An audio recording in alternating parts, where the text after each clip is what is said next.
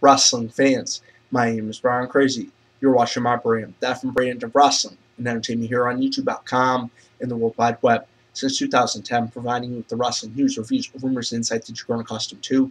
And you saw the title of this video. I am back with my review and results for TNA Impact Wrestling, the January 31st, 2013 edition of it.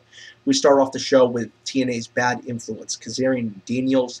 They come down to the ring dressed as Mel Gibson from Braveheart. They have the face paint, they have the kilts on, and they come out. They cut a promo. They're interrupted by Magnus, England's own, and he comes out and he ends up clearing the ring of Daniels and Kazarian. It's open fight night, and he challenges Devon to a fight. He wants a little bit of vengeance on the Aces and Eights from when the Aces and Eights attacked him so many months ago. He ends up calling out Devon, and it being open fight night, like I previously mentioned, all superstars have to answer the challenges. So Devon comes out. These two men fight a pretty good match. I do have to say Magnus looked really good in this contest, and Magnus ended up picking up the win in this match via disqualification. This is after Doc came out and caused the DQ. This is just as Magnus looked like he had this match won, and Magnus ended up chasing off both these guys post-match. Now, like I said in my Impact review alongside my broadcast colleague over on F&True Wrestling, JC Styles, when the Aces and Eights are put in wrestling matches, they look weak. It makes it look like a wrestling angle. Even the casual fan doesn't believe that this is real, doesn't believe this is something that could actually be happening. These guys are actually invading TNA. It looks like a wrestling angle. Now, JC made the great point. Maybe they're trying to make the faction look like this. Maybe this is how they're trying to portray and book the faction. That when they're together, they're strong. When they're singular, when they're individuals, they're weak. They can fall. Now, I can understand that. But in my personal opinion, every single time the Aces and Eights get involved in a wrestling match, they end up losing, and it just makes them look weaker in the overall bigger picture. Then we go into Joseph Park. He comes out, and he said last week he was going to call out somebody on open fight night for his very first Impact Wrestling match. And before he even gets the opportunity to call somebody out, Big Robbie T and Robbie E come out. And for the last few weeks, they've been kind of hinting on a split between Robbie E and Robbie T. I feel like it's only inevitable. It's going to happen sometime in the near future. And I do have to give a lot of praise to Joseph Park. I mean, Chris Park, the person that plays Joseph Park in Abyss, I mean, he's an incredible person. He's so versatile. He was able to play a character like Abyss, who I miss. I miss the Abyss character, and I would like to see Abyss back. But I also like Joseph Park. I like how the characters progress. I like how the characters evolved. And I like the story behind the character, to be perfectly honest. And you really got to listen to the fans in the arena. And the fans in the arena tonight, like Joseph Park, they embraced this character. And for his very first match, I think Robbie E was a good person to have him go against. Robbie E hasn't been booked very strong as of late. He's kind of been the low man on the totem pole.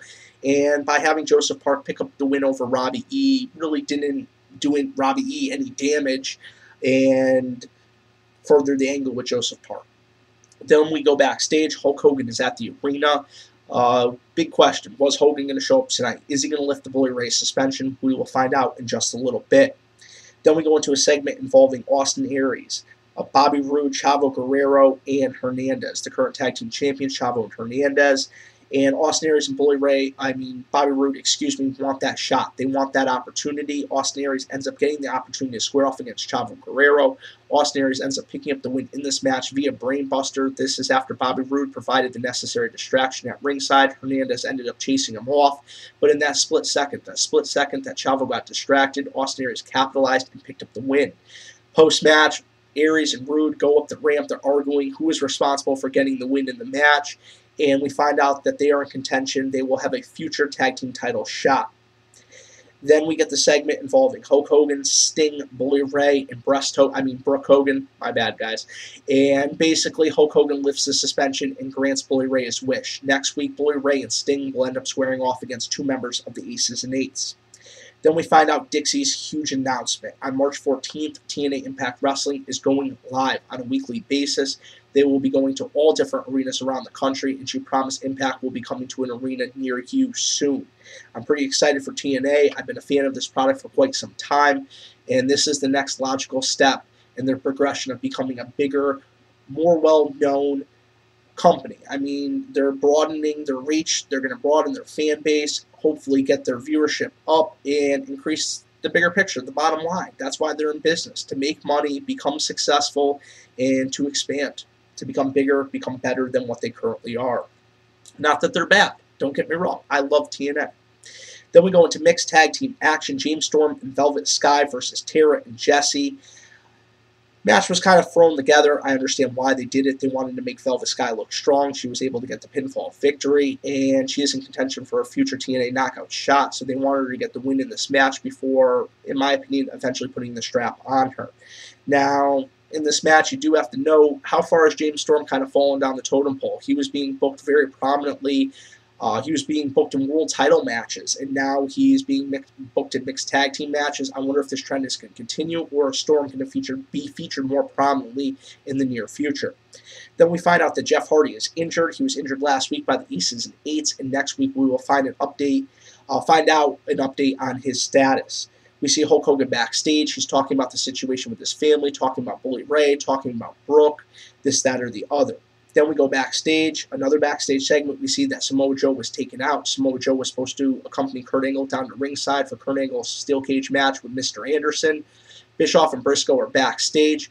Bischoff ends up staying with Kurt Angle, and Briscoe ends up going down to the ring with Kurt Angle. Then we go into the main event steel cage match between Mr. Anderson and Kurt Angle, a rematch of their Lockdown 2010 encounter, and it was a great match. Going into this match, I was kind of thinking that Mr. Anderson was going to show a little ring rust. It's been a long time since he's competed on the big stage, but he looked phenomenal in this match. This was a great contest, a whole bunch of high-impact maneuvers, no pun intended, and I mean, it was just a great contest. Kurt Angle ended up picking up the win in this match, and then post-match we see a member of the Aces and Eights climb over the cage. Angle ends up unmasking him. It's Bischoff. He looks over at Briscoe, who's in the cage at this point as well, and he's looking like, what the hell? He goes after Bischoff. Briscoe ends up attacking him behind.